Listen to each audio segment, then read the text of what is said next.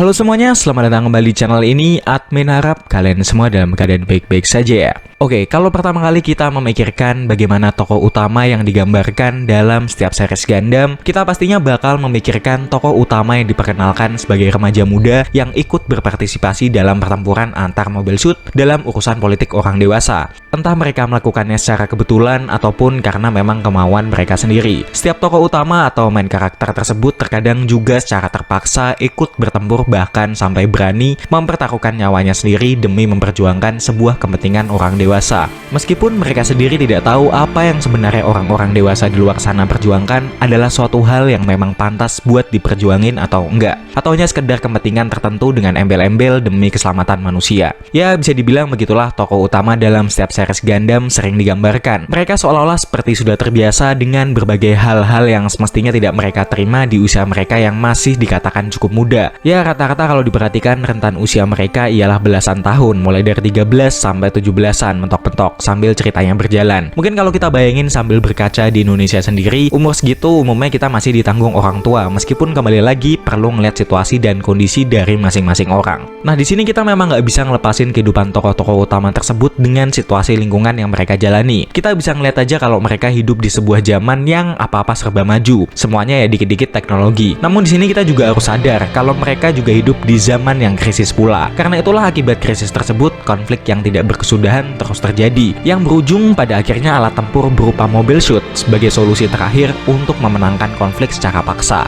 Lalu dari situlah juga anak-anak remaja yang tergambar dalam setiap tokoh utama dengan segala kekhususannya hadir di tengah pertempuran tersebut. Terdapat satu dari sekian banyak tokoh utama yang cukup menyita perhatian admin, sekaligus juga menjadi alasan admin ngebuat video ini. Nah, dari sekian banyak tokoh utama dengan beragam latar belakangnya tersebut, admin tertarik buat ngebahas tokoh Camille Bidan dari Mobile Suit Zeta Gundam. Nah, setelah admin menonton kembali beberapa episode dari Mobile Suit Zeta Gundam, Camille ini bisa admin katakan sebagai tokoh utama dengan penggambaran wataknya yang sangat kontras dengan sebagian tokoh-tokoh utama lain, terkhusus dalam semesta Yusia. Dari awal episode sampai akhir kita bisa ngelihat perkembangan karakter dari seorang remaja Camille yang semula bukanlah siapa-siapa dengan watak karakternya yang kekanak-kanakan dan penuh dengan emosional yang secara tidak sengaja dipertemukan dengan kelompok EOK. Namun dari EOK inilah kehidupan Camille mulai ditempa dan dihadapkan dengan beragam situasi yang menuntutnya untuk menjadi dewasa secara pikiran dan tindakan. Bahkan dari sekian banyak tokoh utama Gundam, kehidupan Camille lah yang buat admin cukup tragis atau miris. Kalau kita menonton series Mobile Suit Zeta Gundam dari awal sampai akhir dan betul-betul menontonnya dan juga benar-benar merasakan perasaan yang terbentuk dari hal-hal yang sudah sang tokoh utama yaitu Camille Bidan rasakan, seharusnya kita paham betul bagaimana mirisnya kehidupan dari seorang Camille selama hidupnya. Kalau kita meneropong asal-muasal dari Camille sendiri, bisa dibilang ya Camille ini lahir dari keluarga yang cukup dipandang. Ayahnya Camille, Franklin Bidan, ialah seorang spesialis mesin Mobile Suit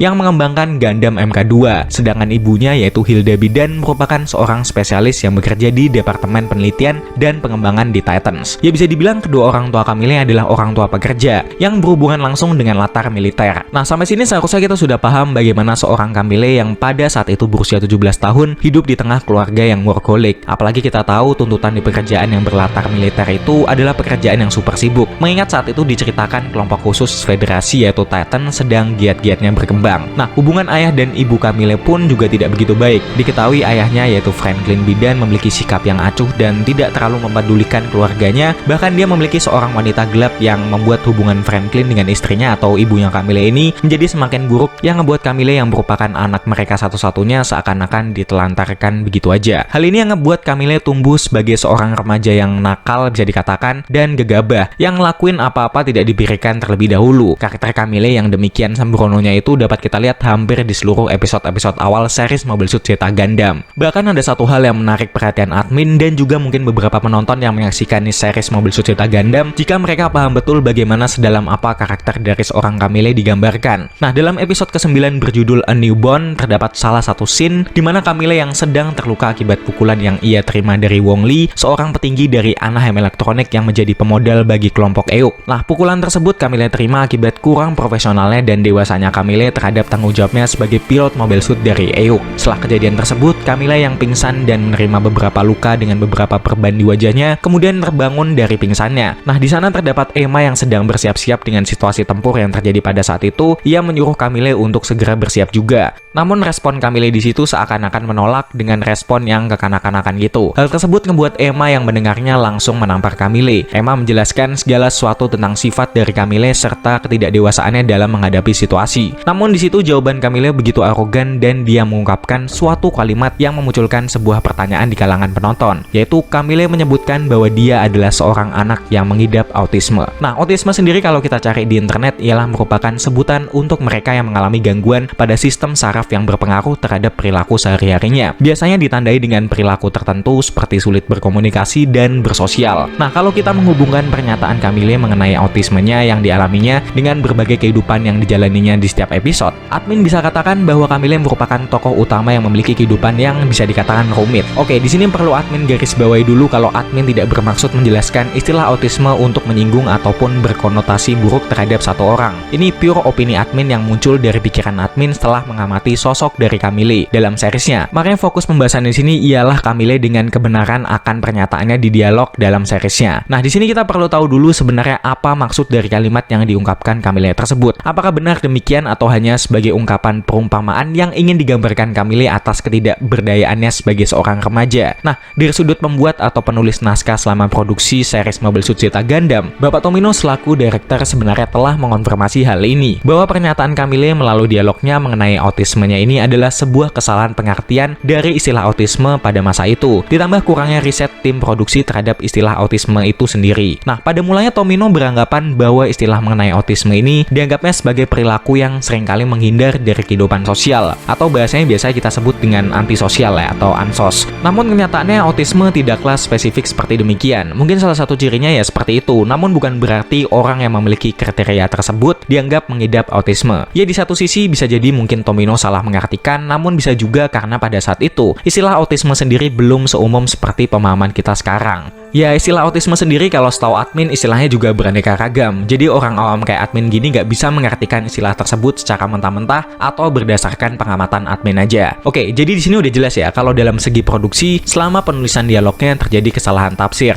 Namun terlepas dari kesalahan atau benarnya pernyataan Camille akan dialognya di seriesnya sebenarnya ya bukan masalah. Namun di sini cukup menarik bagaimana Tomino mengungkapkan sendiri bahwa istilah autisme yang dimaksudkan di dialognya tersebut ialah untuk menggambarkan sikap Camille yang mungkin jauh dari kehidupan sosial, terkhusus bagaimana situasi keluarganya yang demikian yang membentuk kepribadiannya, seperti dia diterlantarkan dan tidak dipedulikan. Camille banyak melewati hal-hal yang semestinya tidak ia rasakan di usianya tersebut, seperti bermain ataupun bersosial dengan teman-teman sepantarannya, ataupun juga melakukan kegiatan-kegiatan lain yang benar-benar ia sukai. Kita bisa ngeliat jelas di awal-awal episode sebelum pada akhirnya ia benar-benar bergabung dengan kelompok Euk, Camille mengungkapkan berbagai kekesalannya terhadap kehidupannya lewat emosinya. Seolah-olah bergabungnya Camille dengan Euk adalah jalan pelarian terakhir baginya untuk menunjukkan dirinya. Camille ingin menunjukkan seberapa dirinya ini berarti di mata orang-orang. Intinya ya Camille ini nggak mau harga dirinya direndahkan juga. Nah, namanya sendiri yaitu Camille seringkali juga menjadi bahan ejekan di antara para tokoh dalam series Mobile Suit Zeta Gundam, karena namanya yaitu Camille yang dianggap sebagai nama perempuan. Camille tentu jelas membenci hal ini dalam salah satu episode ketika Camille mencoba untuk menyelamatkan Form Murasame yang merupakan cyber new type. Di situ Camille menceritakan mengenai berbagai keresahan dalam hidupnya, seperti permasalahan yang terjadi pada orang tuanya, sampai kebenciannya akan nama Camille yang melekat pada dirinya. Nah, dari dialog tersebut buat admin ya, yang Camille butuhkan pada saat itu hanyalah orang yang dapat mengerti dirinya, seperti halnya Form Murasame ini. Namun di seriesnya, orang-orang yang selalu paham atau mengerti akan masalah maupun pikiran yang dimaksudkan Camille selalu berakhir tragis. Hal ini yang kemudian membuat tidak ada satupun orang yang benar-benar paham dan menemani Camille sampai akhir episode. Tokoh-tokoh lain seperti halnya Quattro aka Chair Aznable di sini yang berperan sebagai mentor dari Camille hanya sebatas pemberi masukan yang ngebangun tapi tidak pernah benar-benar memahami permasalahan apa yang sebenarnya Camille ini hadapi. Nah, buat admin inilah keunikan sekaligus juga kemirisan yang mungkin membedakan Camille dari tokoh-tokoh utama lainnya. Apalagi dikatakan juga oleh Tomino jika Camille ini merupakan salah satu atau mungkin satu-satunya new type yang paling kuat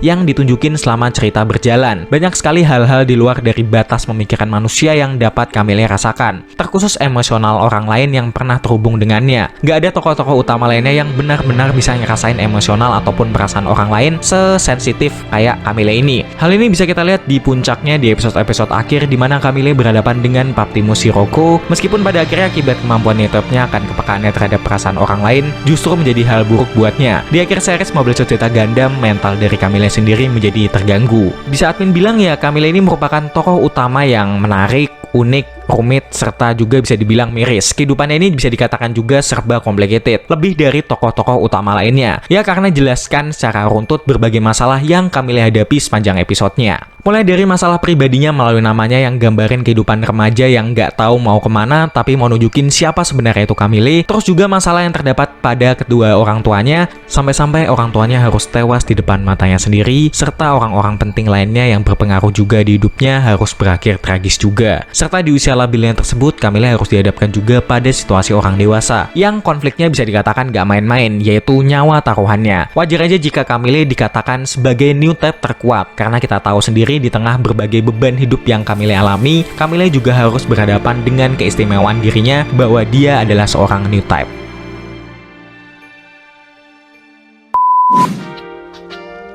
Oke, mungkin cukup sekian dulu yang bisa admin bahas di video kali ini, karena pada dasarnya admin juga manusia yang penuh dengan dosa. Jika admin ada salah ucap dalam penyampaian informasi, tolong diperbaiki ataupun dilengkapi. Akhir kata, jangan lupa subscribe, like, komen kalau kalian mau ngasih saran ke admin bahas apa berikutnya, dan share video ini ke teman-teman kalian semua. Dan sampai jumpa di video-video berikutnya. Bye-bye!